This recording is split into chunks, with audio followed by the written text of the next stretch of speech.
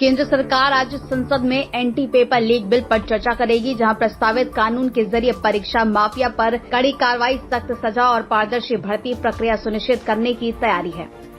Net परीक्षा विवाद के बाद कई राज्यों में प्रदर्शनकारियों के खिलाफ दर्ज मामलों की समीक्षा शुरू हो गई है। आपको बता दें कि सरकार राहत देने और आंदोलन से जुड़े छात्रों पर कार्रवाई कम करने की दिशा में आगे बढ़ रही है। बिहार सरकार ने नीट आंदोलन से जुड़े प्रदर्शनकारियों पर दर्ज मामलों को वापस लेने का निर्णय लिया है। फैसले के बाद छात्र संगठनों ने सरकार का स्वागत करते हुए इसे सकारात्मक कदम बताया है। दिल्ली में जारी सीजेपी आंदोलन को लेकर सरकार और प्रदर्शनकारी प्रतिनिधियों के बीच देर रात महत्वपूर्ण बैठक हुई। दोनों पक्षों ने समाधान निकालने और गतिरोध खत्म करने पर सहमति जताई है।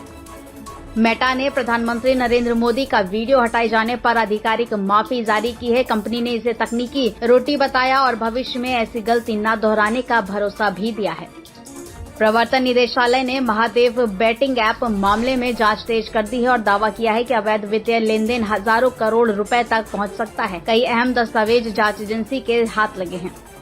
सुप्रीम कोर्ट ने एंटी डिफेक्शन कानून के प्रभावी क्रियान्वयन पर गंभीर टिप्पणी करते हुए संबंधित पक्षों से जवाब मांगा है। इतना ही नहीं, अदालत ने लोकतांत्रिक मूल्यों की रक्षा के महत्व पर भी जोर दिया है। राम मंदिर फंड से जुड़े मामले में सुप्रीम कोर्ट ने निष्पक्ष और पारदर्शी जांच पर जोर देते हुए संबंधित एजेंसियों से विस्तृत रिपोर्ट मांगी और मामले की अगली सुनवाई निर्धारित तिथि पर होगी। दिल्ली मेट्रो नेटवर्क के विस्तार के तहत 15 नए इंटरचेंज स्टेशन विकसित किए जाएंगे, जहां परियोजना पूरी होने के बाद लाखों यात्रियों को तेज, आसान और बेहतर परिवहन सुविधा मिलने की उम्मीद है। कॉमनवेल्थ गेम्स 2026 में भारतीय खिलाड़ियों ने शानदार प्रदर्शन करते हुए एक ही दिन 6 पदक अपने नाम किए। इस उपलब्धि से भारत की पदक तालिका में स्थिति और मजबूत हुई है।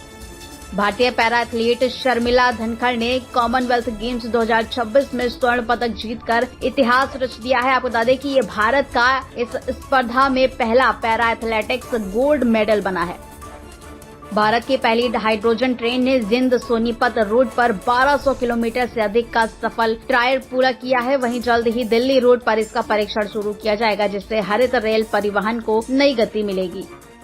भारत और जिम्बाब्वे के बीच जारी T20 सीरीज में तेज गेंदबाज मयंक यादव ने शानदार प्रदर्शन करते हुए नया रिकॉर्ड अपने नाम किया है। आपको बता दें कि क्रिकेट जगत में उनकी उपलब्धि की खूब चर्चा हो रही है।